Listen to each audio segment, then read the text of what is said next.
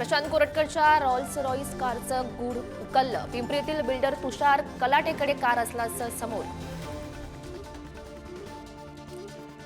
प्रशांत कोरटकरवर हल्ल्याचा प्रयत्न करणाऱ्या अमित भोसलेला पोलिसांनी ताकीद देऊन सोडलं. शिवप्रेमींकडून भोसलेचा सत्कार.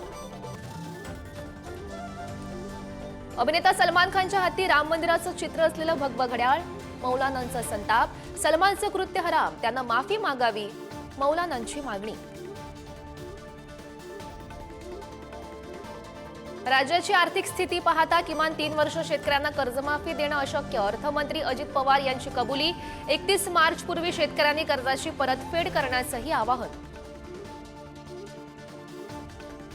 मुख्यमंत्री फडणवीस आज पंढरपूर आणि तुळजापूर दौऱ्यावर. सहकुटुंब विठ्ठल रुक्मिणीची करणार पूजा. तुळजापूरमध्ये भवानी मातेचं दर्शन, तर भाजपचे माजी आमदार प्रशांत परिचारिक यांच्या घरी घेणार सांत्वनपर भेट.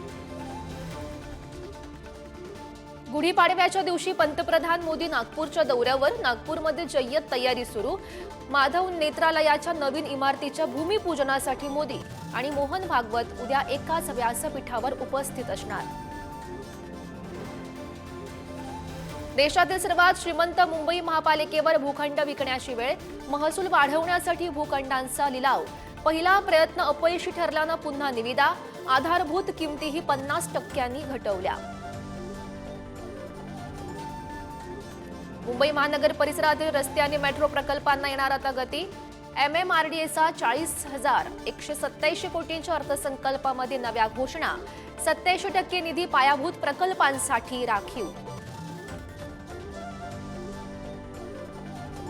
स्वराज्य रक्षक छत्रपती संभाजी महाराज यांचा आज 336वा पुण्यतिथी दिन. वडू बुद्रुकमध्ये शंभूराजेंच्या समाधीवर महाअभिषेक आणि शासकीय महापूजा.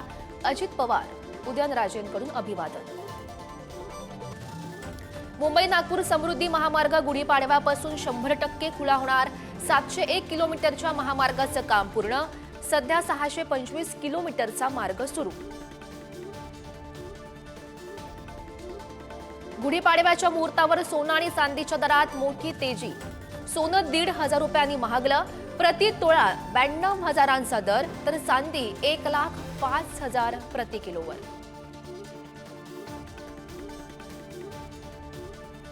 म्यानमार थायलंडमधील विनाशकारी भूकंपात 150 जणांचा मृत्यू, तर 750 जण जखमी.